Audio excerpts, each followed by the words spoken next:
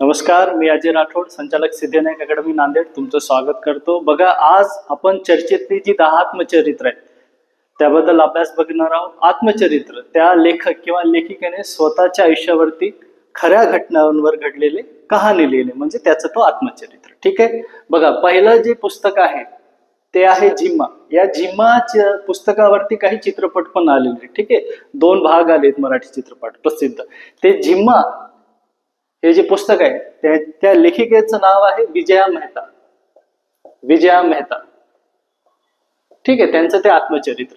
Relentless कोणाचं आहे? Relentless जे पुस्तक आहे ते यशवंत सिन्हा साहेबांचं आहे. यशवंत सिन्हा म्हणजे तुमचे जे द्रौपदीताई मुर्मू म्हणजे आपल्या ज्या सध्याच्या विद्यमान ज्या राष्ट्रपती आहेत त्यांच्या विरोधात लढणारे आणि हरले ते यशवंत सिन्हा साहेब. ठीक आहे, यशवंत सिन्हा.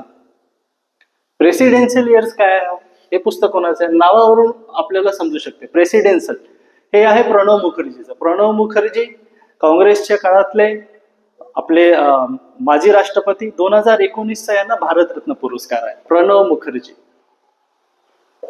2019चे हे भारतरत्न आहेत. ठीक आहे. खुल्लम खुल्ला हे कोणाचं आहे हे नावावरून समजू शकते आपल्याला. एक जुने अभिनेते जे की वारले, सध्याचे जे प्रमुख अभिनेते आहे रणबीर कपूर यांचे वडील म्हणजे ऋषी कपूर, त्यांच्या जीवनावरचं ते पुस्तक आहे. त्यांनी लिहिलेलं आत्मचरित्र आहे. ऋषी कपूर यांचं पुस्तक आहे ते खुल्लम खुल्ला.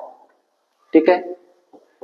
हे पूर्ण जे आपण फॅमिली बघतो कपूर फॅमिली फार म्हणजे आपल्या जे पृथ्वीराज कपूर आहेत त्यांनी थिएटर पासून सुरुवात केलेली ही 4थी-5वी पिढी आहे. गिनीज बुक मध्ये यांचा रेकॉर्ड पण आहे. 4थी-5वी पिढी यांची कार्यरत आहे अभिनय क्षेत्रात.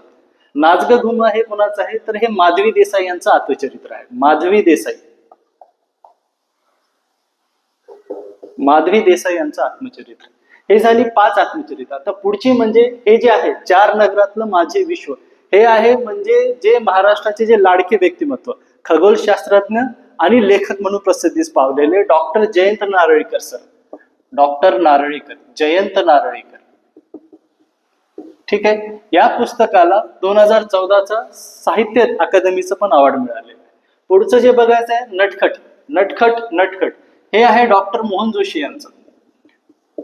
मोहन जोशी म्हणजे सर्व परिचित मराठी अभिनेते. देऊळ या चित्रपटात त्यांनी समर्थांची भूमिका केलेली आहे. हंबीरराव मोहिते या चित्रपटात त्यांनी औरंगजेबाची भूमिका केलेली आहे. नाट्य परिषदेचे कधी काळीचे अध्यक्ष पण होते. आता पुढचं म्हणजे स्वतःविषयी. हे डॉक्टर अनिल अवचट यांचं आत्मचरित्र आहे. मुक्तांगण म्हणून पुण्याच्या ठिकाणी यांचं नशामुक्ती केंद्र आहे. डॉक्टर अनिल अवचट यांचं पुस्तक आहे हे. स्वतःविषयी. ठीक आहे. पुढचं जे आहे मला उद्ध्वस्त व्हायचंय. ख्यातनाम प्रसिद्ध अशा ज्या लेखिका मल्लिका शेख, दलित पॅंथरचे एकेकाळचे सर्वेसर्वा नामदेव ढसाळ त्यांच्या या पत्नी आहेत. आणि जे शाहीर, थोर असे महान शाहीर आमिर शेख यांच्या त्या मुली आहेत.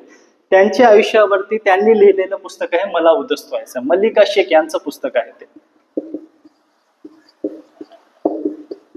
अखेरचे जे पुस्तक आहे सर्व परिचित, ते सगळ्यांना माहित आहे, मी वनवासी.